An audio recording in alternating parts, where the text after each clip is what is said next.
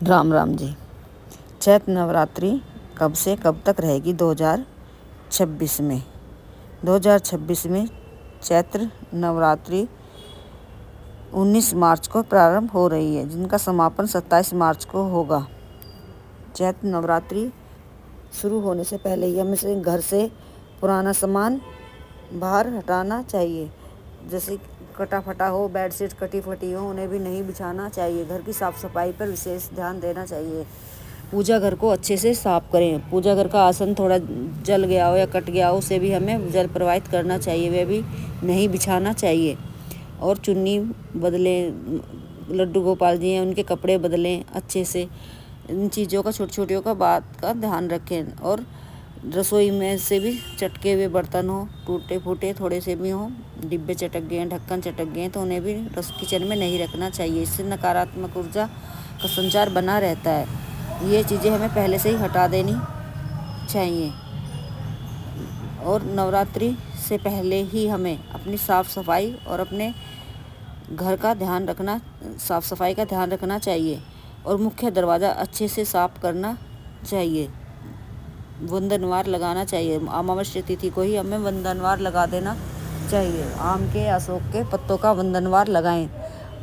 और पत्ते कटे फटे नहीं होने चाहिए। 11 हो, 7 हो, 5 हो, 21 हो लगाएं। उन पर हल्दी या कुमकुम से स्वास्तिक भी बनाएं, बिंदी लगाएं, कुछ भी आकृति लगाएं। और फिर बना करके और उन्हें धागे से बांधकर, कलाई से बांधकर हमें अपने मुख्य दरवाजे पर टांगने चाहिए। और दोनों तरफ सतिया भी बनाना चाहिए। चावल पीसकर रोलिंग में मिलाकर फिर उनका सतिया बनाएं। दोनों तरफ खड़ी रेखा बनाएं, संपूर्ण सतिया बनाएं। और मुख्य दरवाज़ा अच्छे से साफ करें। गुलाब के पुष्प बखेरें, गेंदे के मिलें तो वो बखेरें। अपने मुख्य दरवाजे पर 9 के 9 दिनों तक सुबह में भी सफाई करें और शाम में भी करें। जल से सफाई करें। और गुलाब की पंखुड़ियाँ, गुलाब के पुष्प थोड़े थोड़े बखेरें। और भगवान से प्रार्थना भी करते रहें।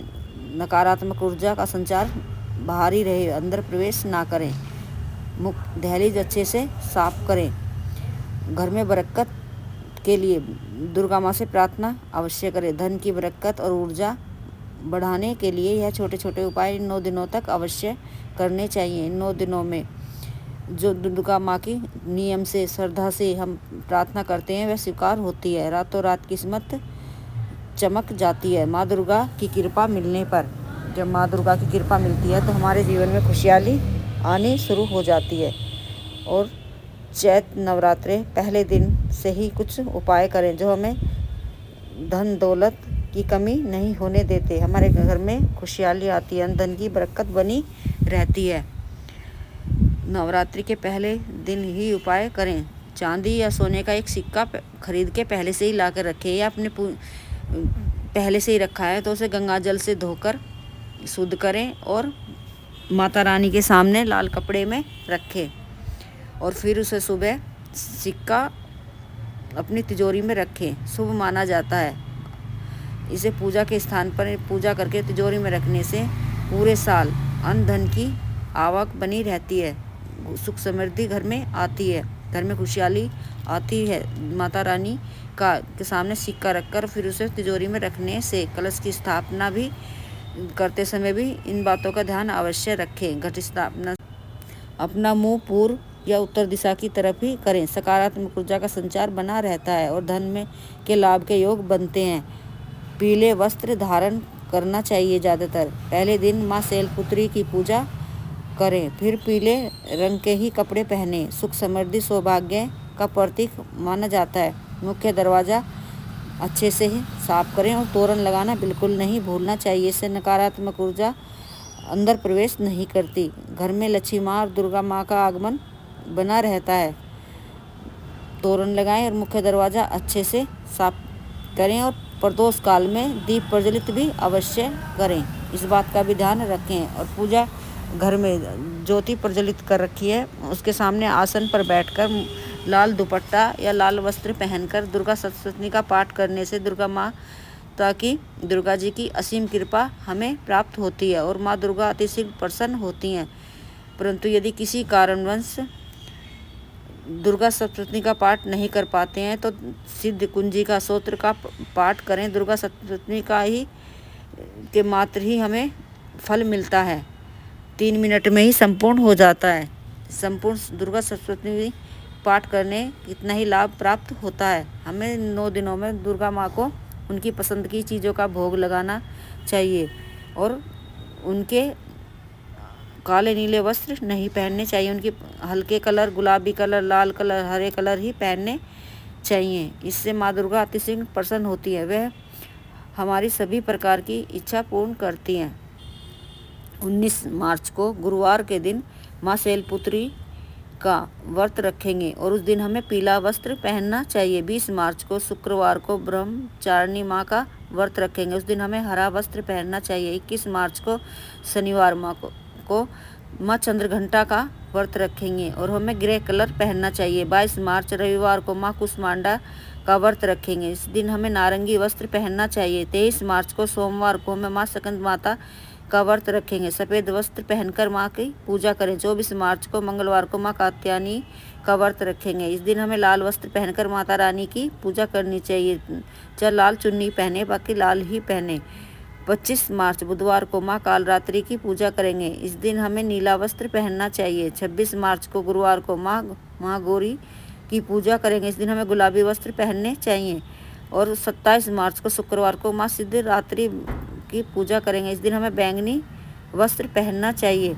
और परिवार में शांति और सुख समृद्धि के लिए माता रानी से प्रार्थना अवश्य करें। इन 9 दिनों में जब भी व्रत रखा है और माता रानी की जब हम पूजा करेंगे तो अपने परिवार के लिए प्रार्थना अवश्य करें। भूल चूक के लिए क्षमा याचना अवश्य करनी चाहिए। और पूरे नवरात्रों में माता रानी को मंदिर में एक चुन्नी, नारियल, पान का पत्ता, उस पर बतासा, 2 लौंग, हरी इलायची, सुपारी और श्रृंगार की सामग्री, सफ़ेद मिठाई और एक झंडा अवश्य लगा के आना चाहिए। और ये सारी सामग्री मंदिर में दक्षिणा के साथ में मंदिर में दान करके आने से शुभ फलों की प्राप्ति होती है। माता रानी की असीम कृपा प्राप्त होती है।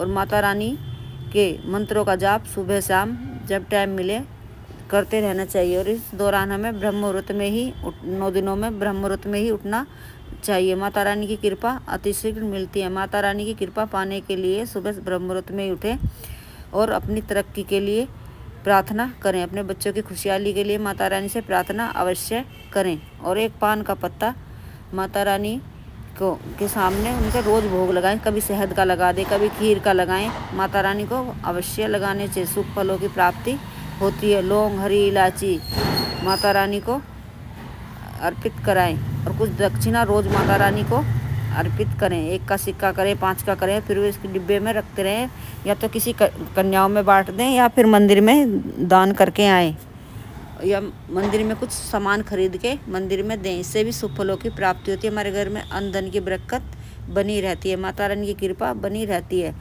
माता रानी के सामने घी, शुद्ध देसी घी का दीपक प्रज्वलित करें, इसमें चुटकी भर हल्दी डालें या केसर डालें, इससे भी माता रानी अतिशीघ्र प्रसन्न होती है।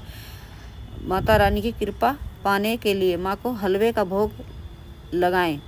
माता रानी को भोग लगाकर उसमें हलवे में थोड़ी केसर भी डालें और वह भोग माता रानी को लगाकर फिर किसी छोटी कन्या को खिलाएं।